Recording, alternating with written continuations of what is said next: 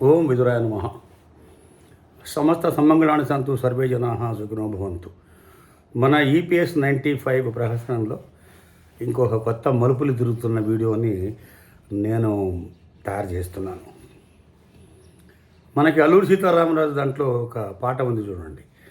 రగిలింది విప్లవాగ్ని ఈరోజు, ఆ అగ్ని పేరు అల్లూరి సీతారామరాజు అని ఒక మనకి బ్రహ్మాండమైన పాట సీతారామరాజు నుంచి.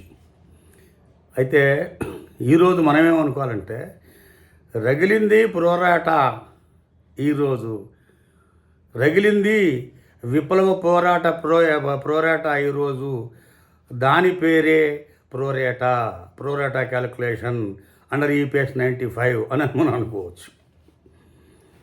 అయితే మొన్న అలహాబాద్ హైకోర్టు కూడాను ఈ ఎగ్జాంపుల్ ఎస్టాబ్లిష్మెంట్స్ గురించి కూడా విపులంగా రాసింది. ఇదివరకు నేను ఎగ్జాంపుల్ ఎస్టాబ్లిష్మెంట్ మీద చేసిన వ్యాఖ్యలన్నీ కూడాను అలాగా వస్తూనే ఉన్నాయి.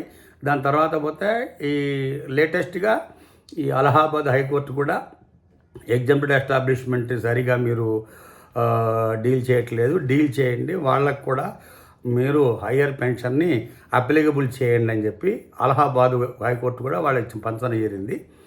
కానీ ఈరోజు ఈ ప్రోరేటా అగ్ని ఏదైతే ఉందో, ప్రోరేటా అనేది దీన్ని స్పెషల్గా పంజాబ్ అండ్ హర్యానా హైకోర్టు చాలా చక్కగా వివరించింది. తనది ఏమందంటే 18/1/25 నాడు ఒక జనరల్ సర్క్యులర్ ఇచ్చారు. పెన్షన్ ఆన్ హయ్యర్ వేజెస్ ఎప్పుడెప్పుడు ఎలాగా అప్లికబుల్ అవుతుంది, దాని రూల్స్ ఏమిటంటూ ఒక 4-5 పాయింట్లు వాళ్ళు 18/1/25 దాంట్లో ఇచ్చారు. ఒకటి పెన్షన్ క్యాల్కులేషన్ ప్రోరేటా, తర్వాత 2 applicability of higher pension for example establishments, దాని తర్వాత పోతే ఇయర్ క్యాల్కులేషను, ఈ విధంగా మొత్తం అంతా ఒక 4-5 పాయింట్లు వాళ్ళు పొందుపరిచారు దాంట్లో.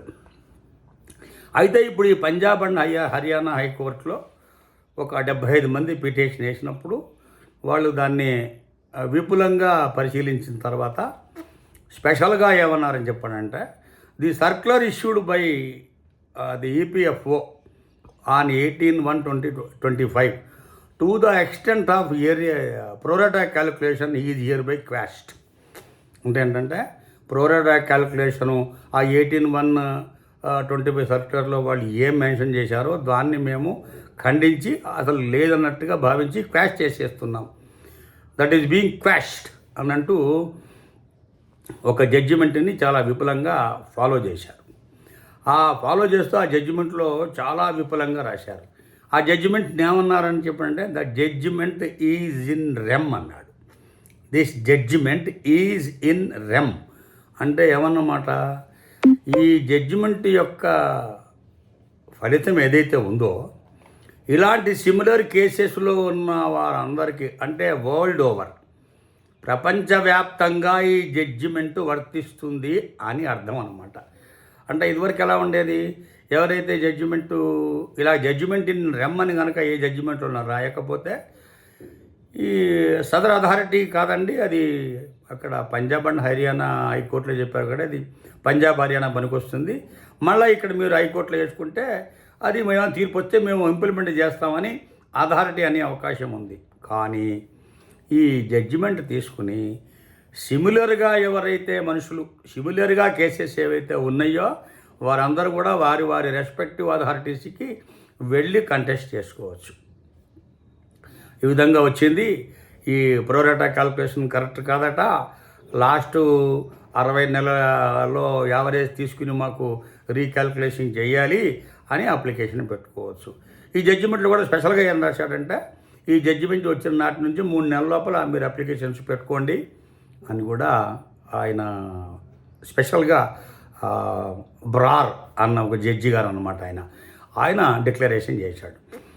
తర్వాత దీంట్లో ఇంకా విపులంగా ఏమి రాశాడు అని చెప్పానంటే, ఎలాగైతే మీరు ఏరియర్స్ కట్టించుకున్నప్పుడు ఇంట్రెస్ట్ తీసుకున్నారో అలాగే ఈ హయ్యర్ పెన్షన్ మీద ఏరియర్స్ ఇస్తున్నప్పుడు కూడా 8% ఇంట్రెస్ట్, కాంపౌండింగ్ ఇంట్రెస్ట్ చేస్తూ వాళ్ళందరికి కూడాను డబ్బులు ఇవ్వవలసింది అని చెప్పి క్లియర్గా ఆ జడ్జిమెంట్లో రాశాడు.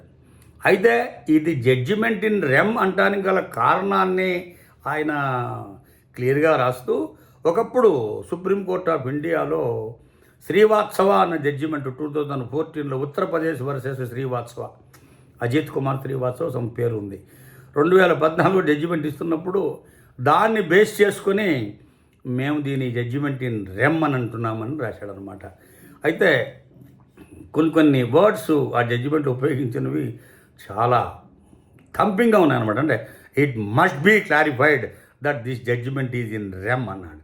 అంటే నీకు 100 సార్లు చెప్పక్కర్లా, ఇప్పుడు చెప్తున్నాను, ఈ judgment conclusive of this particular arrear calculation or pro rata calculation మీద ఈ జడ్జిమెంట్ కంక్లూజివ్, ఇంకా నువ్వు ఏం మాట్లాడటానికి వీల్లేదు అన్న ధోరణి వచ్చేటట్టుగా సెంటెన్స్ని ఉపయోగిస్తూ ఆయన చివరి కంక్లూజన్లో రాశాడు అనమాట.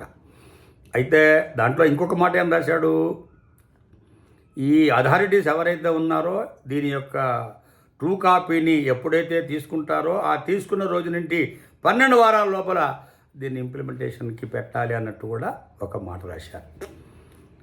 అయితే ఈపీఎఫ్ఓ వారు డిఫరెంట్ సమయాలలో డిఫరెంట్ సబ్జెక్టులో వీళ్ళు సతమతం అయిపోతున్నారు. ఇంకోటి నేను చెప్పాల్సింది ఏమిటాయని చెప్పాలంటే, ఇది పెట్టినప్పుడు ఈపీఎఫ్ఓ వారు వారి యొక్క వాదన కూడా వినిపించి ఉంటారు కదా, వాళ్ళ యొక్క వాదన వినిపించిన తర్వాత కాదు అని ఖండించారని చెప్పానంటే ఇంకా ఈపీఎఫ్ఓ వారికి వాదన లేదు, దీని మీద వాదన ఉండదు, వాదన ఉండకూడదు అనేది నా అభిప్రాయం. మరి వాళ్ళు ఇంకో రకంగా పెట్టి మరి ఇంకేదైనా వాదన చేస్తారనేది అది ఫర్దర్లో మనకి తెలియాల్సి వస్తుంది. మనకి ఇప్పుడు ఈపీఎఫ్ఓలో జరుగుతున్న ఈ డిలేస్ కానీ వ్యవహారం కానీ ఇది చాలా అసమంజసము, అమానుషం అని కూడాను ఈ జడ్జిమెంట్లో అక్కడక్కడ పేర్కొనటం జరిగింది. అంటే ఏంటి, కోర్టు వారి దృష్టికి కూడా డిపార్ట్మెంట్ డిలే చేస్తున్నది, డిపార్ట్మెంటు కినుక వహిస్తున్నది, డిఫరెంట్గా వ్యూ చేస్తున్నది అన్న ఇది కూడా ఈ జడ్జిమెంట్లో 55 పేజీల జడ్జిమెంటు చివరి కంక్లూజన్లో ఉన్న 4-5 ఇంపార్టెంట్ మ్యాటర్స్నే మాట్లాడుతున్నాను. ఎందుకంటే ఈరోజు పొద్దున ఒక మెంబరు ఈ జడ్జిమెంట్ నాకు పంపించాడు, కానీ ఈ జడ్జిమెంట్ అనేది నిన్ననే వచ్చింది కాపీ నాకు, 27/5/2026. ఆయన ప్రత్యేకించి ఏమండి కొంచెం వీడియో నీడి పెద్దదైనా కానీ మీరు విపులంగా అందరికి అర్థమయ్యేటట్టుగా ఈ జడ్జిమెంట్ చెప్పండి అని చెప్పనన్నాడు. అయినా సరే కాక క్లుప్తంగా నేను చెప్పవలసిన మ్యాటర్ అంతా కూడాను ఒక 10-15 నిమిషాల్లోనే క్లోజ్ చేయడానికి నేను ప్రయత్నం చేస్తాను. మరి ఇంకొక విషయం ఏంటంటే, ఈ మన వీడియో చూస్తున్న నాన్ స్టీల్ ప్లాంట్ ఎంప్లాయీస్ ఎవరైతే ఉన్నారో, ఎవరైనా స్టీల్ ప్లాంట్ ఎంప్లాయీస్ కనుక వాళ్ళు కనుక మీకు టచ్లో ఉంటే ఈ వీడియోని వాళ్ళకు కూడా ఫార్వర్డ్ చేయండి. ఈ స్టీల్ ప్లాంట్ ఎంప్లాయీస్కి కూడా ఇది బ్లెస్సింగ్ ఇన్ డిస్గైజ్. ఎందుకంటే వాళ్ళకి ఆల్రెడీ ఎగ్జాంపుల్ ఎస్టాబ్లిష్మెంట్ అయినా ఏదో లెక్క మీద వాళ్ళకి ఈ హయ్యర్ పెన్షన్ ఇవ్వడం జరిగింది. వాళ్ళకి నా యొక్క కంగ్రాచులేషన్స్ కూడా చెప్తున్నాను. ఇప్పుడు కాదు, లాస్ట్ టైం ఎప్పుడో చెప్పాను. అయితే వారు కూడా ఇప్పుడు ఈ జడ్జిమెంట్ని పురస్కరించుకొని సదరు విశాఖపట్నం ఆర్పిఎఫ్ఓకి వెళ్ళి, రీజనల్ ప్రావిడెంట్ ఫండ్ ఆఫీసర్ కమిషన్కి వెళ్ళి, అయ్యా మా యొక్క ఈ హయ్యర్ పెన్షన్ దాన్ని కూడాను మీరు రీక్యాలిక్యులేట్ చేయవలసింది అని చెప్పి ఈ జడ్జిమెంట్ని పురస్కరిస్తూ ఏదైనా గ్రూపుగానో లేకపోతే ఇండివిజువల్గానో వెళ్ళి అప్లికేషన్స్ పెట్టుకోవాల్సిందిగా నేను ఈ వీడియో ద్వారా వాళ్ళందరికీ కూడా విజ్ఞాపన చేస్తున్నాను. ఎందువల్లంటే ఈ జడ్జిమెంట్ ఇన్ రెమ్ అన్నాడు కాబట్టి మనం ఆలస్యం చేయొద్దు. ఈ జడ్జిమెంట్ ఇన్ రిమ్ అన్న విషయాన్ని మనం అడ్వాంటేజ్గా తీసుకుని మనం వెళ్ళి 100% మనము ఆర్పిఎఫ్లో కంటెస్ట్ చేయవచ్చు. అయితే వాళ్ళు తిరస్కరించే అవకాశం ఉందనుకోండి, వేరు సంగతి. అది తిరస్కరించినా కానీ కాక మనము ఎటువంటి జాప్యం చేయకుండా, ఎందువల్లంటే ఇప్పుడు డిలే అయిందనుకోండి వాళ్ళు చేయటంలో 100% వాళ్ళు ఏరియర్స్తో సహా arrears on higher pension with 8% simple interest తోటి ఖచ్చితంగా ఇచ్చి తీరవలసిందే. కాబట్టి మీకు ఇప్పుడు ఇందులో వచ్చిన నష్టం లేదు, అప్లికేషన్ పెట్టడంలో మీకు వచ్చిన నష్టం లేదు. కాబట్టి అప్లికేషన్ ఖచ్చితంగా నేనేమంటున్నానంటే, అది కూడా మన విశాఖపట్నం స్టీల్ ప్లాంట్ ఇది ట్రస్ట్ కనుక ఈ ట్రస్ట్ మెంబర్స్ అందరూ కలిసి ఒకటే సిమిలర్ అప్లికేషన్ని ట్రస్ట్ ద్వారా ఈ జడ్జిమెంట్ని ఎంక్లోజ్ చేసి మాకు రీకాల్కులేట్ చేయవలసింది ఈ ఇంతింత అని చెప్పేసి ఆ అప్లికేషన్ పెడితే బాగుంటుందని నా యొక్క అభిప్రాయం. దాని తర్వాత మీరు మీ యొక్క లాయర్స్ కానీ లేకపోతే ఈ మీ యొక్క లీగల్ కన్సల్టెంట్స్ని కానీ ఒకసారి ఈ జడ్జిమెంట్ యొక్క సారాంశము చెప్పి వినిపించుకొని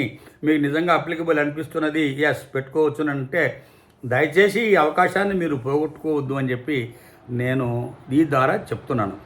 ఎందువల్లంటే మీరు అప్లికేషన్ పెట్టుకోకపోయినా నష్టపోయేది మీరే. అప్లికేషన్ పెట్టుకుంటే అట్లీస్ట్ అప్లికేషన్ ఒకటి పెండింగ్ పడింది, లేకపోతే రిజెక్ట్ అయింది, లేకపోతే కాదన్నది ఏదో ఒకటి మీకు తెలుస్తుంది.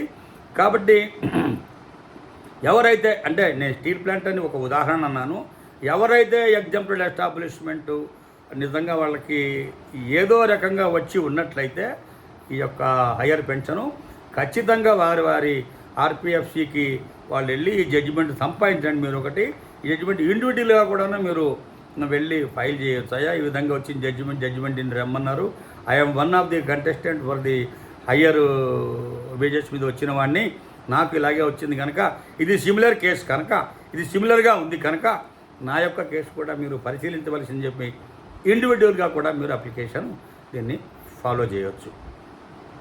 అయితే ఇప్పుడు అన్ని కోర్టులు మూక ఉమ్మడిగా వచ్చి ఎగ్జాంపుల్ ఎస్టాబ్లిష్మెంట్ మీద తీసుకున్న వైఖరి సరికాదన్నప్పుడు డిపార్ట్మెంటు మేల్కొంటుందా, లేకపోతే ఇంకో రకంగా వచ్చి ఇంకోటి ఏమైనా చేస్తుందా అని చూద్దాం మనం. ఎందుకంటే వీళ్ళు ఏకపక్షంగానే చాలా నిర్ణయాలు చేశారు. సపోజ్ ఎగ్జాంపుల్ ఎస్టాబ్లిష్మెంట్ ఉందనుకోండి, మీ ట్రస్ట్ రూల్స్లో ఉంటే కానీ మేము ఇవ్వమని చెప్పినారు. ఇంకో మాట ఏం రాశాడు దాంట్లో, ఏది 18(1)25 దాంట్లో 14(11)22 జడ్జిమెంట్ వచ్చిన తర్వాత మీరు ఏమైనా అమెండ్మెంట్ చేసుకుంటే చెల్లదు అని రాశాడు. అంటే వీళ్ళ అమెండ్మెంట్లు ఎప్పుడు చేసినా చెల్లుతాయి, ఏకపక్షంగా చేసిన జడ్జిమెంట్లు కూడా చెల్లుతాయి, ఏకపక్షంగా తీసుకున్న నిర్ణయాలు కూడా చెల్లుతాయి. కానీ సదరు కంట్రిబ్యూటర్ ఎవరైతే ఉన్నారో వారి యొక్క వెసులుబాటు గురించి ఏమన్నా ట్రస్ట్ అధికారికంగా ఏమన్నా ప్రకటిస్తే మాత్రం అది చెల్లదని రాశారు. ఓకే, ఉండనివ్వండి, అలాగే ఉండనివ్వండి. ఎందుకంటే చాలా క్లారిటీగా ఈ మధ్యన అన్ని కోర్టులు కూడాను ఏ ట్రస్ట్ కూడాను ఈ యొక్క ట్రస్ట్ రూల్స్ని ఓవర్ రైడ్ చేస్తూ ఎటువంటి ప్రొవిజన్ దాంట్లో క్రియేట్ చేయడానికి వీలు లేదని రాసింది. ఈ ఒక్క మాటని వాళ్ళు చాలా క్లియర్గా స్పష్టంగా చెప్పారు. అయితే ఈపీఎఫ్ఓ వారికి తెలిసే ఉంటుంది, 100% తెలుసు ఇది. కానీ ఏ విధంగా దీన్ని ఎగ్గొట్టడానికి ప్రయత్నం చేయాలా అంటూ మొన్న లాస్ట్ టైం చెప్పిన జడ్జిమెంట్లో వాళ్ళు బడ్జెట్ ప్రొవిజన్ సరిపోలేదన్న ఒక మాట చివరికి వాడారు. మీ బడ్జెట్తో మాకు సంబంధం లేదు, బడ్జెట్ తోటి ఈ సోషల్ సెక్యూరిటీని లింక్ పెట్టడానికి వీలు లేదని కూడా దాన్ని కూడా రూల్ అవుట్ చేశారు వాళ్ళు. కాబట్టి ఇప్పుడు ఈపీఎఫ్ఓ ఎక్కడికి పోతుంది, ఎక్కడికి పోయి ఏం చేస్తుంది అనేది మనం తీవ్రంగా ఆలోచించి చూడాల్సిందే. ఎందుకంటే సిబిటి మెంబర్స్ కూడా వాళ్ళకు కూడా అసహనం ఏర్పడింది. వారే డైరెక్ట్గా వెళ్ళి గవర్నమెంట్ ఆఫ్ ఇండియాలో ఉన్న బ్యూరోక్రాట్స్కి వీళ్ళకి రాసి వీళ్ళు చేసే పని సరికాదండి, వీళ్ళకి మంచి డైరెక్షన్ ఇవ్వండి అన్నట్టుగా కూడా మాట్లాడారు. అయితే మనం ఇంకా కొంచెం వేసి చూడాలి. ఎందుకంటే పీపీఎఫ్ వారికి వాస్తవంగా వాళ్ళకి బడ్జెటరీ ప్రొవిజన్ ఉండొచ్చు, బడ్జెటరీలు ఉంటూ ఇలా ఇచ్చేస్తే మనము ఈ ఫండ్ నిలబడదు అన్న భావన కూడా ఉండొచ్చు. మరి తెలియదు మనకి. మరి ఇంత ఫండ్ కలెక్ట్ చేస్తున్నప్పుడు ఈ ఫండ్ యొక్క కార్పస్ అంతా ఎక్కడ పోతుందో వాళ్ళు విపులంగా రేపొద్దున గవర్నమెంట్ ఆఫ్ ఇండియాకి సమాధానం చెప్పవలసి వస్తుంది. 100% చెప్తారనుకోండి. అయినా సరే కాక ఇది సోషల్ సెక్యూరిటీ లెజిస్లేషన్ కాబట్టి ఇప్పుడు ఏమైపోయిందంటే కోర్టు వర్సెస్ ఈపీఎఫ్ఓ అయిపోయింది. రేపొద్దున 28 రాష్ట్రాల్లో ఉన్న అన్ని హైకోర్టులు కనుక ఇదే జడ్జిమెంట్ ఫాలో అయినాయి అనుకోండి, 28 హైకోర్టులు వర్సెస్ ఈపీఎఫ్ఓ అయిపోతుంది. అప్పుడు తిరిగి మళ్ళీ సుప్రీంకోర్టు వచ్చి ఇంకేమన్నా స్పెషల్ జడ్జిమెంట్ పాస్ చేస్తుందేమో అది మనకు తెలియదు. కానీ ఎగ్జాంపుల్ ఎస్టాబ్లిష్మెంట్ విషయంలో కానీ ప్రోరాటాలో కానీ ఈ రోజు నాటికి మన సభ్యుడిదే విజయం అని నేను ఢంకాపదంగా దీని గురించి చెప్పగలను. అయితే మంచి వీడియోలు మళ్ళీ వచ్చినప్పుడు మంచి సబ్జెక్ట్ వచ్చినప్పుడు నేను మళ్ళీ విశ్లేషణాపూర్వకంగా చెప్పగలను. దయచేసి అందరూ కూడా ఈ వీడియోని ఎవరెవరు example establishment already higher wages మీద పెన్షన్ పొందుతూ ఉన్నా కానీ కాక వాళ్ళకు కూడా మీరు దీన్ని ఫార్వర్డ్ చేయండి. వాళ్ళకి ఏమైనా ఉపయోగపడితే ఓకే, ఉపయోగపడకపోతే జస్ట్ కాసేపు ఒక 14 నిమిషాలు 15 నిమిషాలు ఒక వీడియో చూసినట్టుగా ఉన్న అందరికీ నేను పరిచయిస్తుండే కదా. అందరికీ మరోసారి నమస్కారం. సమస్త సమంగళాన్ని సంతు సర్వే జనాః సుఖినో భవంతు.